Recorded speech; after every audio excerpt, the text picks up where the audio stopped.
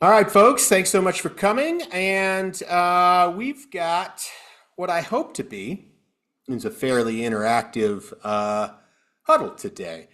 I was going to grab some forums and review a couple forums, but I decided that this would be a smash and grab, so to speak, of every problem that could ever come about uh, in a real estate transaction in an hour or less. But if we happen to do a deep dive on a specific subject, so be it. That's what we're here for. So what I did was I gathered a whole bunch of agents around me and I said, hey, what's all the horrible stuff that's ever happened during a transaction? And we made what I consider to be a pretty solid list, though I could probably spend another hour on it and not hit all the points. As you might suspect, there's a lot of stories and personal experiences associated with the stuff that we're going to talk about. So feel free at any time to unmute yourself or throw something in the chat. I'll be looking at that. And because this is a subject where a lot of you might have some personal experience that you could share that will provide some good commentary or background on what we're talking about. So we have, to give you some perspective, we have financing and lending complications, property condition and environmental hazards, legal title investing, um, basically disruptions in life transitions, inspections and closing process. Merrily, our favorite, most common issue, meth. Yeah, that'll go into our environmental hazards. The inspection and the closing process, disclosures and ethical risk, and of course, professionalism and communication, because as we all know, it takes two to tango in a real estate transaction, meaning the real estate agents, and sometimes the other dancer just doesn't want to dance. They don't want to show up or listen to the music or anything. And that could be a problem too. So let's jump right in. Let's jump right in. We're going to start off, and the only reason we're starting off with this is because when I made all my notes, I had AI organize them for me so I could read them better. And this is what AI did. We're going to start off with financial and lending complications. And from down south, good old Linda Larson sent in a problem that she has come across, and her problem, a problem she is aware of. And this was in the middle of a transaction, which was presented as a cash transaction. The buyer switched to financing. What say you, crowd? What is the problem with that? Or is there a problem with that? And can a buyer do that without any consequences? It's actually a really good question. Um, the short of it is a buyer can do that. Um, and I think this sort of boils down to intent. If their intent was to deceive us in some way and convince us that, hey, I'm a cash buyer and that's the reason why you should take my offer is because I'm a cash buyer, and they had no intention of using cash to purchase the property, now we have a problem that we can address head on, though discovering that information would be incredibly difficult, if not impossible, to actually find that out. Okay. Aside from that, once we are under contract, the buyer can use almost any means at their disposal to come up with the cash to close. And whether they're using their own personal funds or in the 11th hour, they decided that a hard money loan was the best way to go to get that done, and they showed up with that wire at the last minute. So be it. They completed their terms of their contract. But that doesn't mean, as if you were the listing agent in this scenario, that does not mean that you shouldn't be asking a lot of questions, inserting yourself into their new financial circumstances, or holding their feet to the fire as much as we can and peppering them with questions about, why are you switching? Why, what happened from 3 weeks ago to today that you no longer have the cash to do this transaction? Because those are all really relevant questions and could lead themselves, the answer to those questions might make you either accept new terms from them if they require it. If they're really good answers, maybe you're sympathetic to their plight and will, maybe grant an extension to close or any of those things. And bad answers may make you not accept a single new addendum to the contract and you hope they walk away. So remember, if this does happen to you, your response should be, if you're the listing agent, your response should be, I need to gather as much information about their new circumstance as possible. Because it was totally appropriate for you to ask those questions before they submitted the contract. So it is totally appropriate for you to ask those same questions when they switch financing boats midstream. Anybody have any other questions on this subject?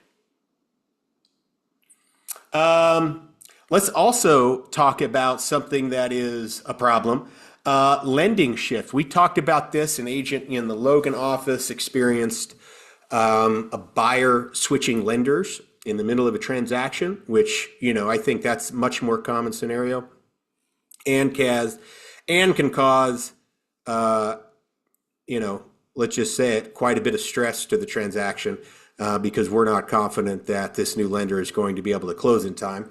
The answer is sort of the same in that they do have the ability to switch lenders mid-transaction. They do have the ability to pursue new financing options. And again, that does not mean that we just sort of accept what's going on. We definitely do the same thing. We ask a lot of questions. And in this particular instance, I think if they presented themselves as someone who needs financing, I think maybe you need to remember, did they change jobs? Did they lose a job? Are we adding or subtracting someone to this contract? Really dig deep when we're asking these questions so we can understand the problem there. So switching mid-transaction. Quite frankly, though, I know from Dana Kurtlball has handled transactions that have taken 10 days or less from start to finish and got to a closing table. So it's definitely possible. But we need to know why they're doing it and make sure we understand the reasoning behind it so we can make better decisions in the future if we have to as a listing agent.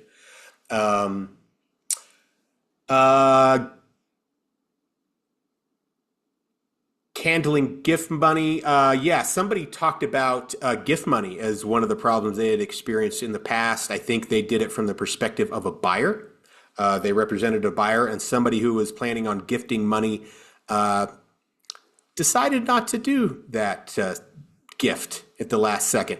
I think if you understand that your client shows up and maybe they're a first-time home buyer or they're in any interesting situation in which they intend on receiving money as a gift, you should be very curious about this situation. And maybe even have conversations with the person who is gifting the money.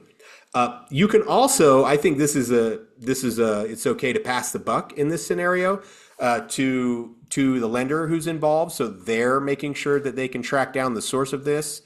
I think that's appropriate to have conversations with the person who intends on gifting the money and make sure that they understand their role in this. That's a kind of a unique twist on that because people can pull that back and our deal falls apart in that scenario. Really good comment coming in. What about switching from conventional financing to FHA financing? Really good question. I think that happens quite a bit. People discover, hey, look, even now, I think you can get a much better rate with a VA or FHA loan. Correct me if I'm wrong. But it seems like you can do that. And can someone, I'll put this question to the group, throw in your answer. Can a buyer automatically switch from FHA or let me rephrase. Can a buyer switch from conventional financing to FHA or VA financing in the middle of a transaction? Can they do it? If so, how? Can they do it? If so, how? Put it to the audience, throw it in the group chat, or unmute yourself. Natalie says, yes, but the addendum is needed. Correct. we're just going to go with that. We're not going to wait for any other answers. That's the right answer, Natalie. Yeah, you need that FHA VA addendum. So does the seller have the ability to not sign that? As Jill says, seller needs to agree. Yeah, you do have some power there. You know, I think most of the time the seller's just like, whatever. We're already on the same boat, going down the same stream. Let's see if we can get to the shore. What's all my sailing references, my sailing metaphors today? It's very weird. I'm not a sailor.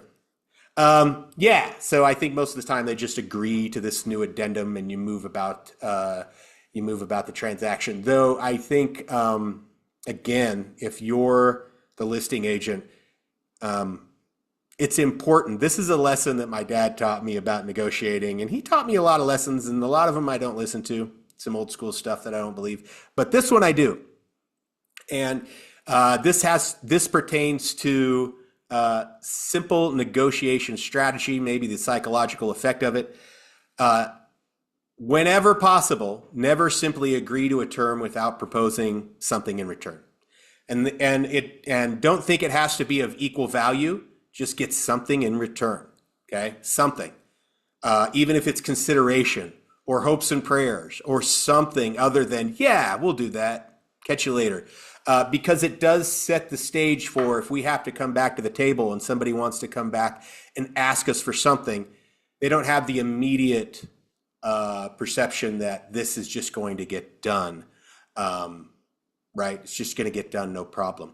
So always ask for something. So if someone does come back to the listing agent, you in this instance, and say, hey, by the way, we need this FHA VA addendum signed.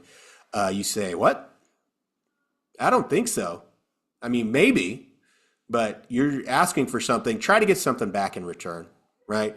Whether it be lots and lots of information, why, what happened, have your lender call me.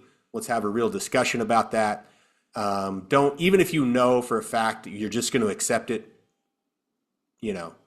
make them jump through a few hoops, make them sweat this much before you sign that problem.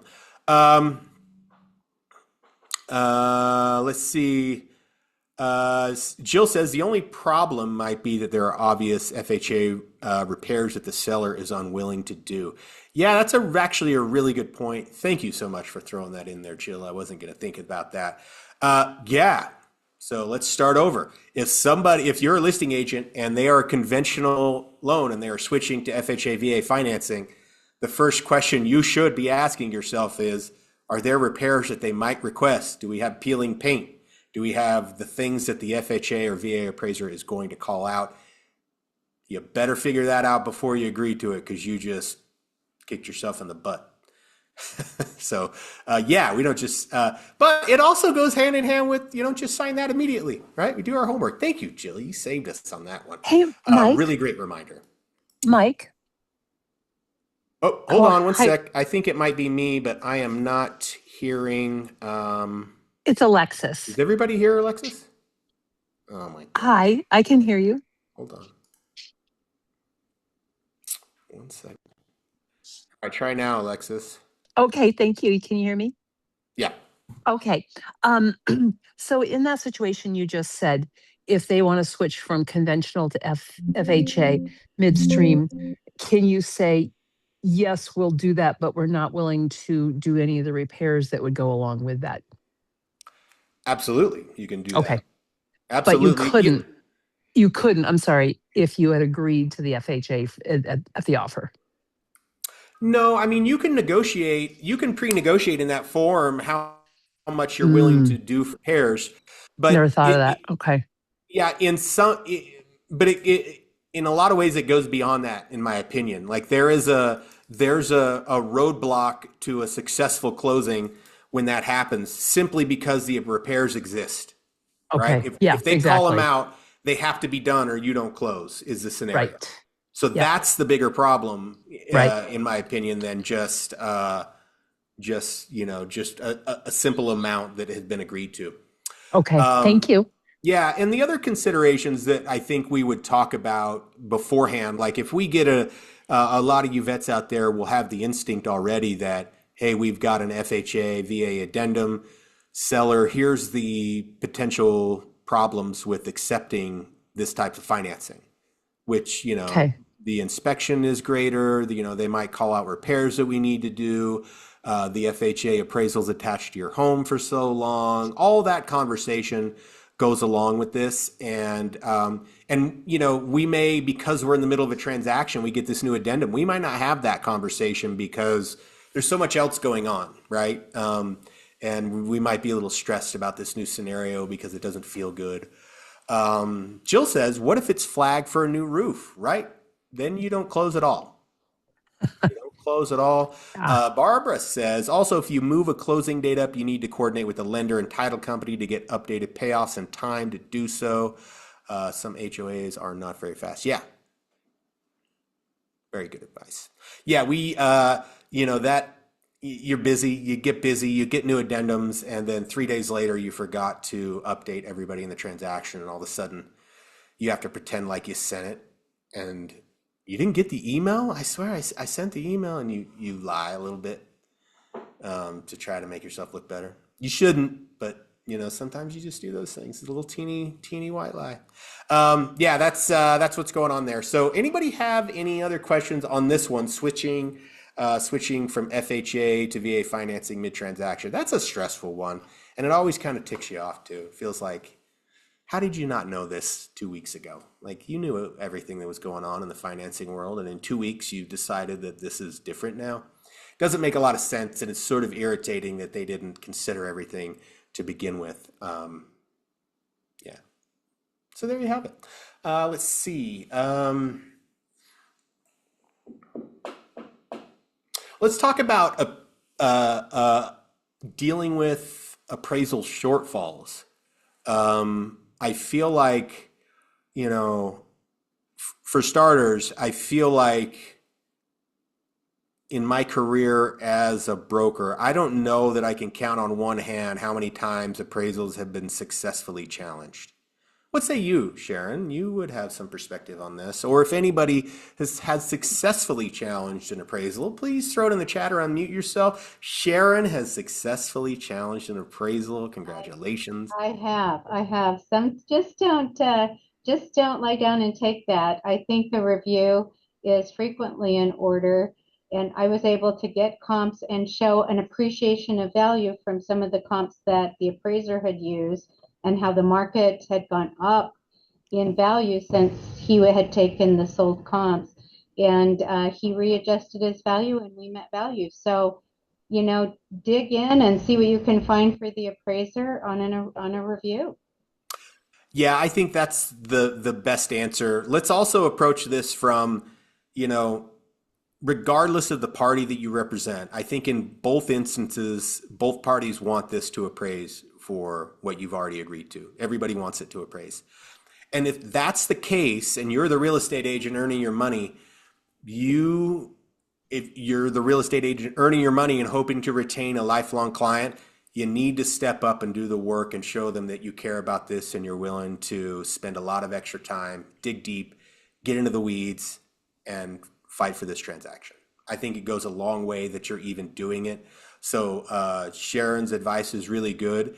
Yeah, if that appraisal falls up short, you need to dig into it and really understand why it fell up short so you can actually pinpoint the reasons. If you can't, that's a problem. But also, I think, one of your strategies should be to make sure that your comps that you're using to price it are present. And if they're not, we need to ask the reasons why and present those new comps. Linda, you seem to be raising your hand. Yeah.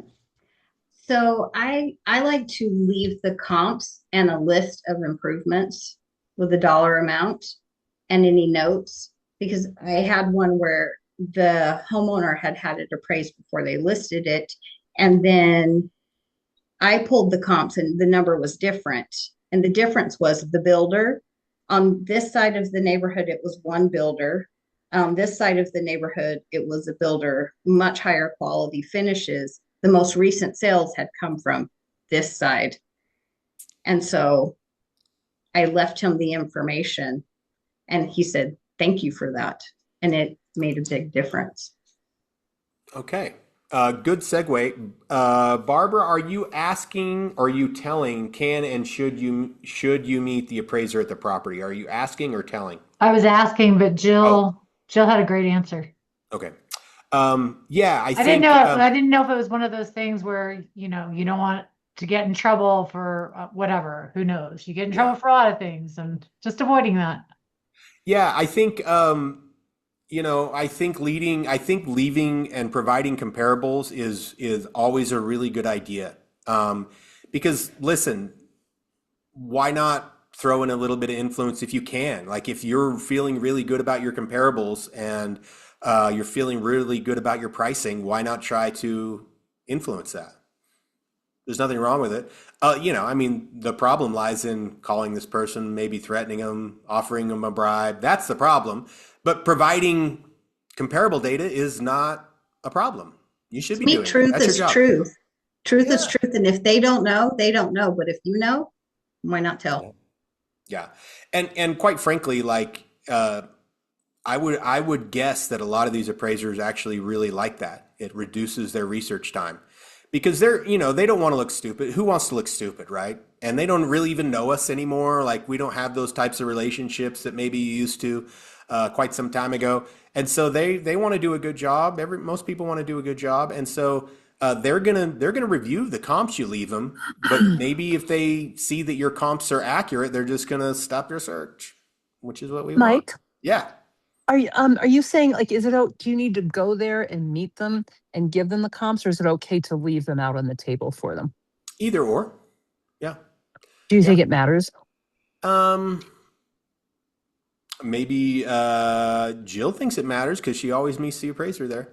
You Now, do. Okay. yeah, here's what I'll say too. Like, I think there's a customer service aspect to this too, like extra care and attention to every single point in the Hmm. process that you are not ignoring, right? Okay. Every single point of the process. To me, that's another just a point of, yeah, I'll be there when the appraiser's there because I want to make sure they get my comps so we can appraise. That's just one more point at which you can provide some good customer service. And then we also hope that they believe us. So Hey, Mike, I have a comment. please do. So I always meet the appraiser, even if I don't think there's going to be an issue, but I want my clients to know I'm going to bat for them and showing up. But it's also building rapport with an appraiser. Because if they do struggle with finding comps, they're going to call you and say, how did you get this? Where did you get those comps? Yada, yada, yada. And then they feel more comfortable to do that as well.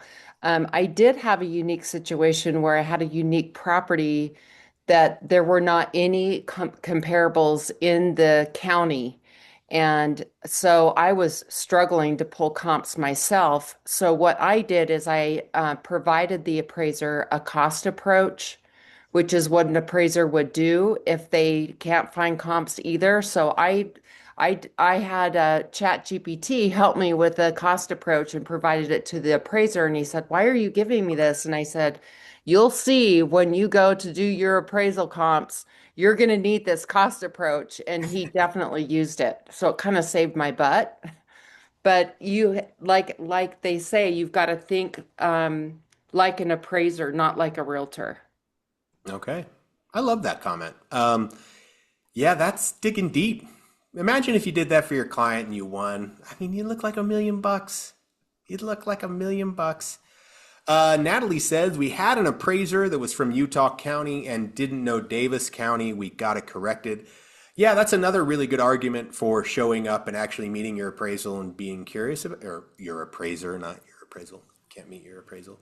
But hey, where are you from? What you up to? You do this before? Maybe that can reveal some information. And oh, you're not from around here. Well, good thing I provided some comps for you so you can really understand the neighborhood. And you probably don't want to pull comps from this part because of these reasons. Yeah, we can influence people. Yeah. So Mike, yeah, take it away. at risk of sounding naive, what is it called? A cost approach? I've never heard of that. Yeah, so there's and people who are smarter at this than me. So my impression is there's three ways you can do an appraisal, which are like kind comparables. You can do a cost approach and you can do an income approach. The cost approach is basically what does it cost in today's dollars to replace what's here? Okay. Oh, Yeah. okay. So, Thank you. That if was I very had to helpful. buy, yeah, I had to buy a piece of land, I had to, Okay. throw some concrete on it and stand some Interesting. sticks up, and there we got a new house. That's what the cost approach is. Thank you. And thank you, Jill.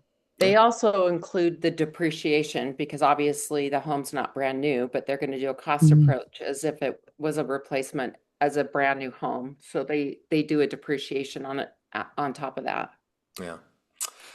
Scott says Lee Stern taught a great class on winning appraisals. You need to speak their language, not realtor language. Yeah, that's we've heard that a time or two. Depends on Kimmy says that's genius. Looks like I don't know what you're talking about, but we've said a lot of things during this huddle that are genius. Mike, the other thing too is, and it might be scary for some people to meet an appraiser because they can be intimidating. Some are not the nicest people.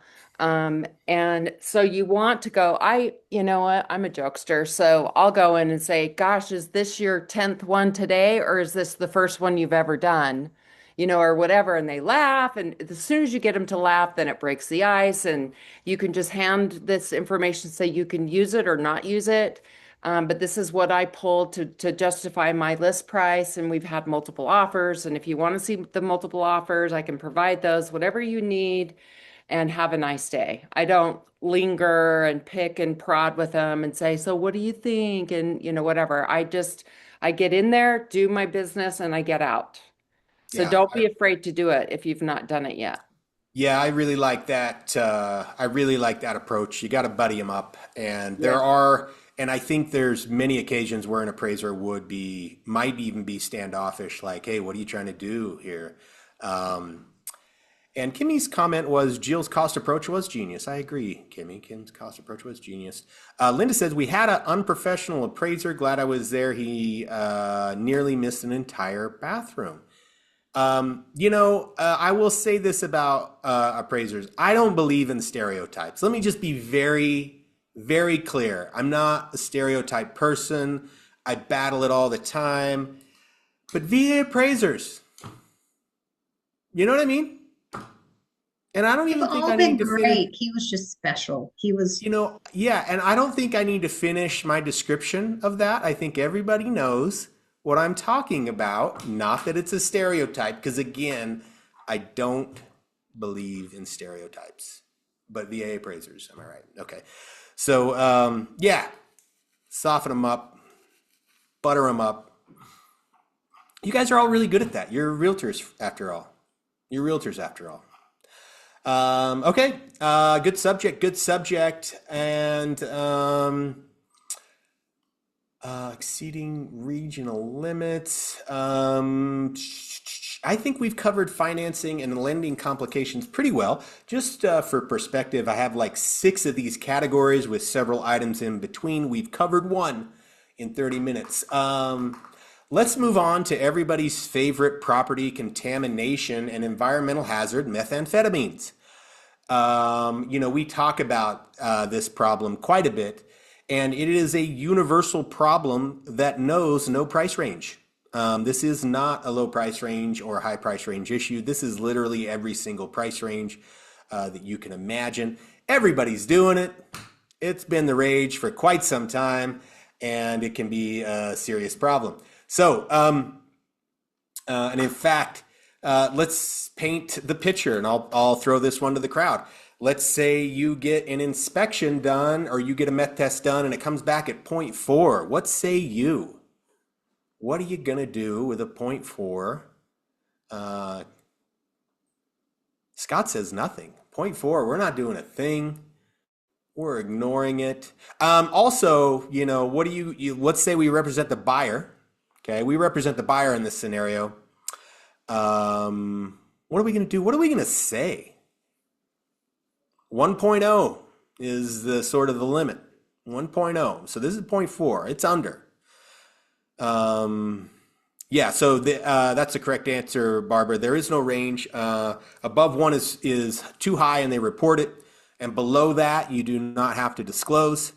But if you do register a point four, somebody, sometime, somewhere in that house, lighten up. Um, Scott says you Mike? cannot. Yeah, go ahead. So of course, I've had experiences with the meth situation.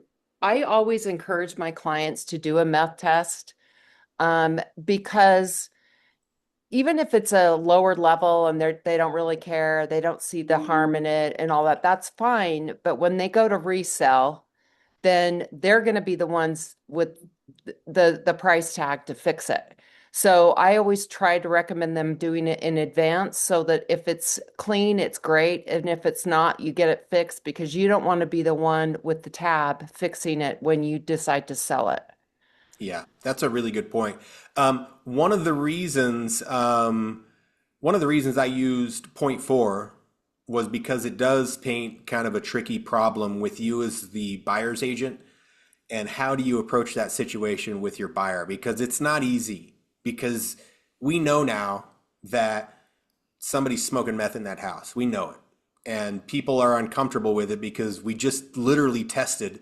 We did a test. It's an important enough subject that we do a test to see if this is a problem. And it came back that there is some there, but don't worry about it.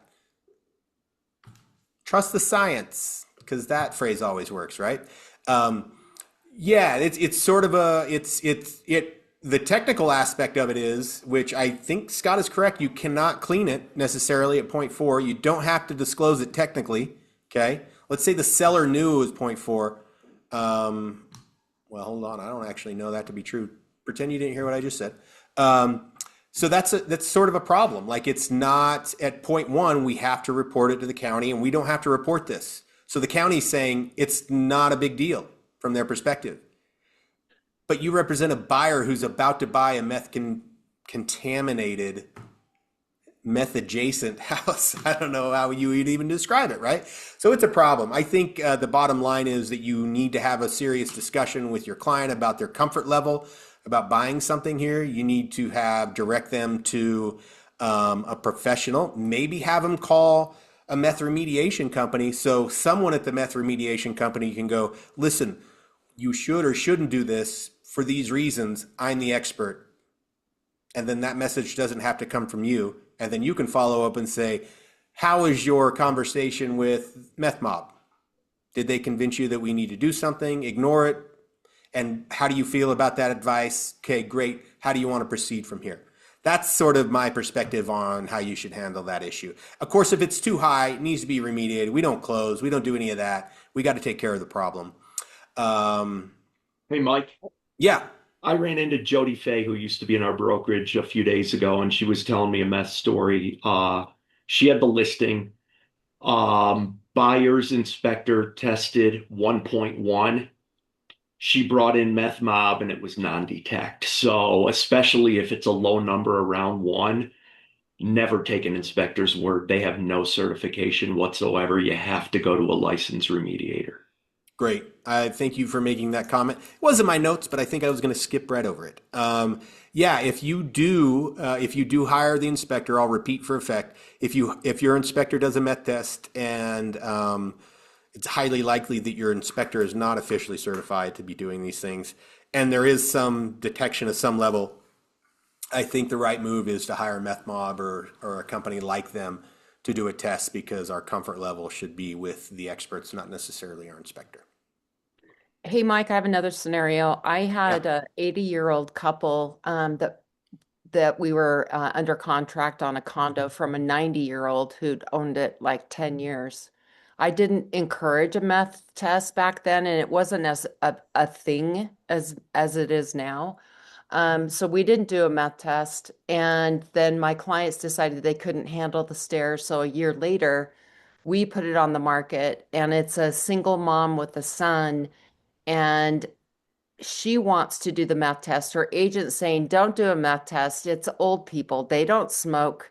I'm sure they don't smoke meth, blah, blah, blah, whatever. She's like, well, I just want to make sure. And it was at a level 9. And what the meth company told us is that it stays at that level for over 20 years until it's cleaned. And so, and one of the effects of overexposure of meth like that is memory loss, dementia, all that. Well, the 90-year-old had to go into an assisted living for memory care, and they had bought it from a young guy that was a for sale by owner, which could have been the likeliness it was him. But my clients were stuck with the bill of having to clean that because we didn't do a meth test beforehand because of who the seller was. So just Yeah. take note of that. Yeah. That's man, nine's a big number. That might be the biggest number I've ever heard on this subject matter. Somebody must be cooking it.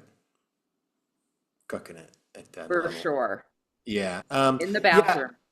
And I'll add that you know, the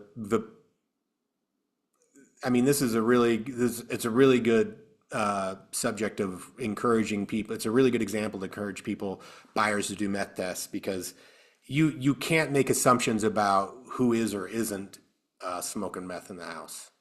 Yeah. Scott says, in 11 years, 100% of my buyers have done a meth test. That's a good number. Scott also says, why would you have a seller do a meth test? What if the buyer doesn't test for that? Yeah, I think that's probably a decent strategy. I don't know that, you know, and it goes along with, you know, maybe you do a pre-inspection and take care of all the little things in order to present your house in the best light. But if there's no reason to, you know, I think we need to avoid it. I think if your seller tells you, yeah, I've had a really troubled tile in and out of this or that, maybe maybe that's a reason to do it. If they bring it up. But yeah, I wouldn't necessarily encourage a seller to do a lot of pre-inspecting, pre-this, pre-that. It doesn't seem like a good plan because there's disclosure there. Okay, anything else on meth? Meth is always just a lively subject. I don't know why. It's just everybody kind of gets up on their toes from meth. I've been told to also do meth tests on new construction because some of the workers are smoking in the houses as they're working. So Yeah. don't leave that out of the loop when it comes to new construction. Scott taught me this: construction workers and housewives. The number one group. Number one and two. I don't know who's number one or number two. You know, I would never here's the other thing. Like, it doesn't matter the age, because I would never do meth ever, because it sounds like the most addictive, horrible thing ever. But if I did, it would be when I'm 85, because, you know, what are the real consequences at that age? You know, am I right? Grandkids, there you go. Yeah, I mean, how common is the grandkid living with grandma and they're innocent, and grandma and grandpa, they ain't watching them that close. Mike, I made that mistake on my first flip with a partner. The couple had lived there for 35 years and we didn't test. This was over 10 years ago in Highland Park. And all it takes is a grandkid being there with friends one or two times.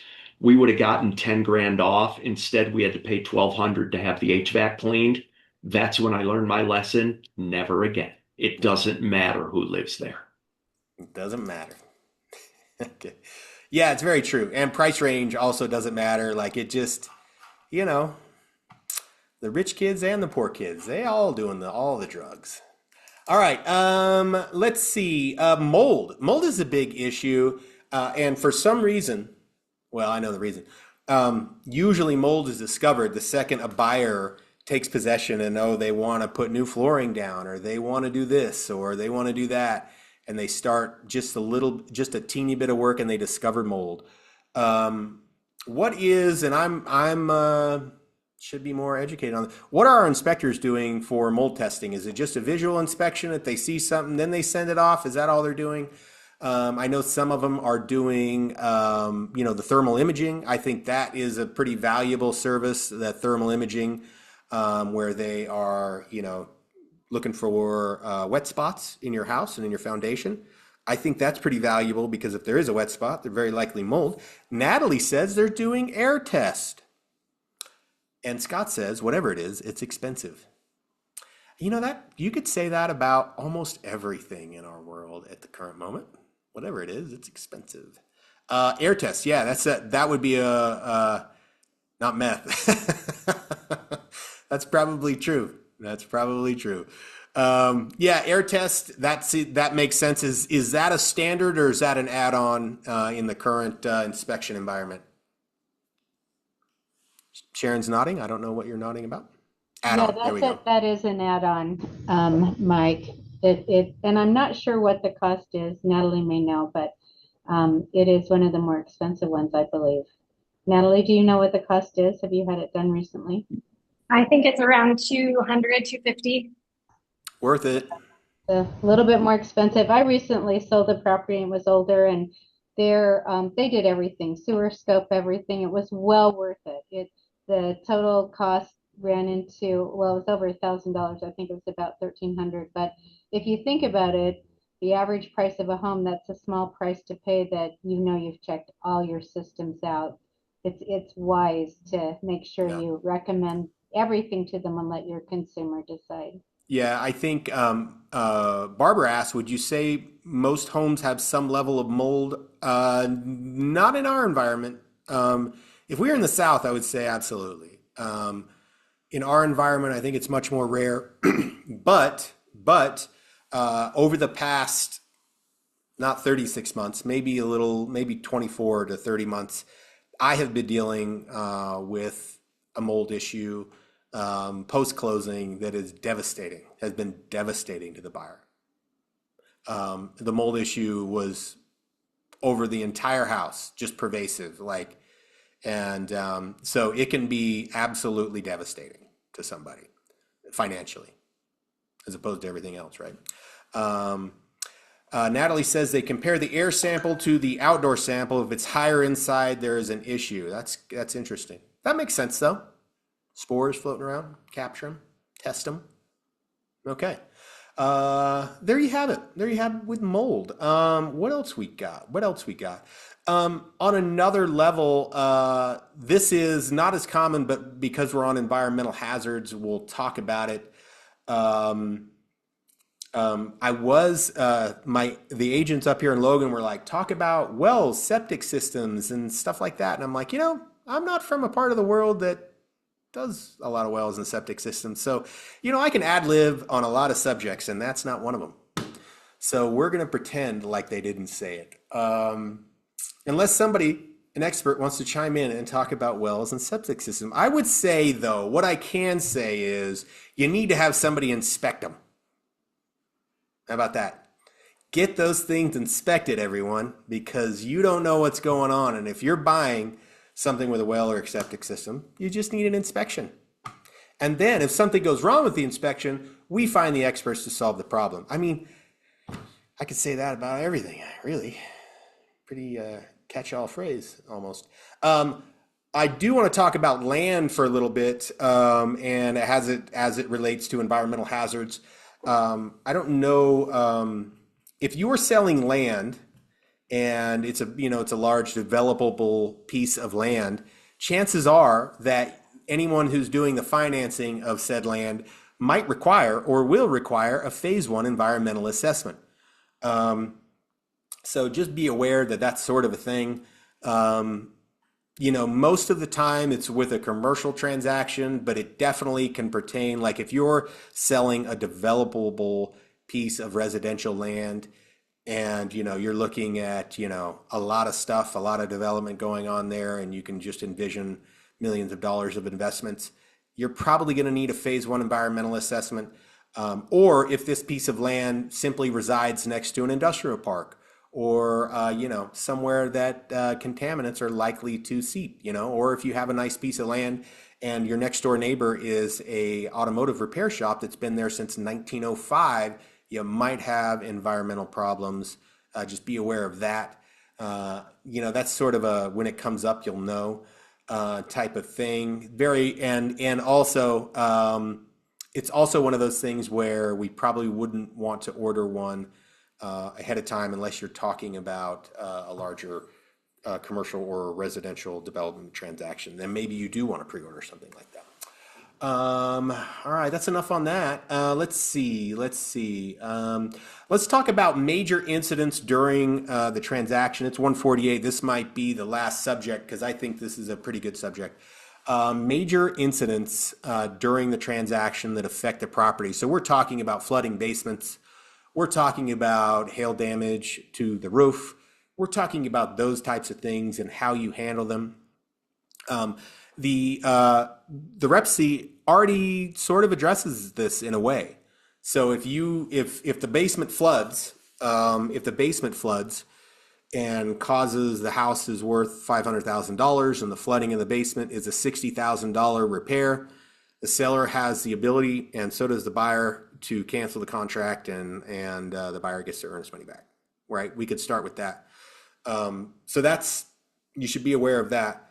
Though if it's not, let's say that the house is worth $500,000 and the repair is $10,000, what do we do there? What's the solution? And in either solution, it doesn't even matter who you represent. What is your direction to the listing agent, or as a listing agent, your direction to the seller? There is a right thing to say here. The house is worth $500,000 and the basement flooding is a $10,000 repair. What's the answer here? It's been spelled out in your Rep C already. Okay, fine, I'll tell you. You're talking about that the home has to be in the same condition as it was on acceptance, so the seller would need to have the repair done and have it in the same condition as of the date of acceptance. Is that what you're That's referring to? exactly what I'm referring to, Sharon. Thank you so much. Thank you so much. Yeah, it's a serious downer when these things happen, and everybody feels like, it's more common during these periods. It probably is because people are moving stuff. We're getting ready to move out of a house and things have water plugged into them, and we unplug those things and we forget to shut things off because we're stressed and in a hurry because this is a big deal. And, while I was getting this list together, one of the agents told me that they've had flooded basements because of someone, for a washing machine, they didn't turn off the nozzle very good and they just had a pretty slow leak, but it happened over a week period of time and no one saw it. So those things can easily happen. And remember, it is the seller's responsibility to fix these items, almost any item. If there's any damage to the home during the transaction period, the seller is 100% of the time responsible to make those repairs. And the only time the seller has the option not to make the repair is if the repair is greater than 10% of the value of the home. Then the seller can say, I no longer want to sell, and they can pursue whatever remedy they want. But otherwise, they got to make that repair. Barbara says, it's an opportunity to make it the way the buyer wants with insurance. Actually, really good point, Barbara. Yeah, I think this is an opportunity. Let's say you do have problems with the basement. I really think it's a good idea for you to work in collaboration with the future buyer to make sure that those finishes, because you get to make decisions on colors and quality and this and that about what's going to be replaced or repaired. And so you should work very closely with the buyer's agent, let them know what you're doing and if they approve of what's going on. Because we can go through all this rigmarole, and if we're not telling the buyer and the buyer's agent about what's going on, we could go through all this, spend all the money, and then they just back out. When I bought my house, there was I can't even remember what happened. There was one of the toilets it's a Rambler with I own a Rambler with a basement, a finished basement. And one of the toilets was leaking and they just replaced a valve. It was a bad valve. And I didn't even ask them. And I didn't even know what was going on. But they cut a hole in the basement right below where the toilet was. And one of the reasons they did that was so that they could show me that the water did not get below there. And when they told me, come inspect this because you're the future buyer and future owner of this, I was like, well, this could be really bad. But it turns out their strategy was perfect because I looked up there and saw completely dry everything. And my concern was solved and they repaired it. And I walked back in there in my pre-walkthrough and it looked like $1 million and it was great. So that's a really good example of the listing agent was a vet, and his solution was perfect. And I think it was simple enough that he could make those decisions to give that advice. But yeah, he worked with me and let me know what was going on mid transaction and didn't just sort of dump it on me without consulting me. So yeah, definitely work together with people on that. Hey, Mike. Yeah. I think also we need to be mindful when they do make an insurance claim. If it's a large enough amount, the new buyer could have a hard time getting insurance because of the claim that you had just made. So you just have to be really careful and be cautious with the buyer, or I'm sorry, with the seller, to let them know that that could happen. Thank you, Jill. Thank you very much. Seriously, thank you. That's a really good point. Um, our jobs are very, very difficult. I mean, think of we haven't even gotten halfway through my little list here, and we've already I mean, there's so many pitfalls. They're just everywhere. And that's a really good one that most people would never think about. Theoretically, you know, especially nowadays, when we go under contract, one of the first things we should tell our clients to do is, hey, go to your insurance company and make sure we can insure this property. It's one of the first things we should be doing in this new insurance world we live in. And let's say we do that. Yeah, we'll insure it. And then this problem happens, and then we don't go back to the future insurer and they go, hey, did you know there was a claim a week ago? Yeah, we knew that. Yeah, we're not insuring this anymore. Yeah, that could be a big problem. It's 1:55. Let's see. Mike, Hey, Mike, can I just piggyback on that just for a second? please do. I've had several anecdotal stories lately from friends saying that, it's becoming increasingly more difficult to get insurance in high risk areas. So that is such a good point that you make about making certain to verify that you can get the insurance. A, just get it, and B, what the rate is going to be. So I think that's going to become a really critical thing over the next several years with fire dangers and the water situation here. So good point. Yeah. Yeah, it's a big deal. And I'll sign off with just a little PSA for everyone in the group that's real estate adjacent subject and and this subject was reaffirmed by another agent who told me about their experience. If you are not shopping for new insurance on your car and your home every 12 months, you are doing it wrong and you're getting ripped off. I'll just tell you that. Like, I have saved more than 50% on both my home and my car insurance just by switching companies with the same policies. Amen. So go do it. Doesn't matter how good your insurance broker is or how great of friends you've become over the years, you're probably getting ripped off. Kimmy says, I saw a listing on the MLS recently where the home requires flood insurance. And the listing agent noted in the agent remarks, I appreciated that info. Yeah, that's a big deal. Flood insurance is very expensive and probably affects the value of a home, I would imagine, to some degree. I don't know who would ever study that or learn it.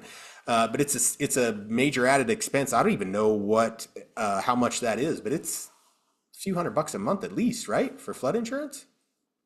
So yeah, insurance is a big deal. Make sure that's the first thing your clients are doing as part of their due diligence package. That is in our buyer's due diligence checklist. We should probably make one and highlight it and put it in bold, and you talk about it when you go through that buyer's due diligence checklist. You should say, hey, this is one of the first things you should do because it's really important. Make a phone call, make sure that this home is insurable and that you like what's going on there. So with that being said, it is 1:57. And we have had a really great discussion today. So thanks everybody who participated and added to the conversation and gave us their experience. And with that, thanks for coming.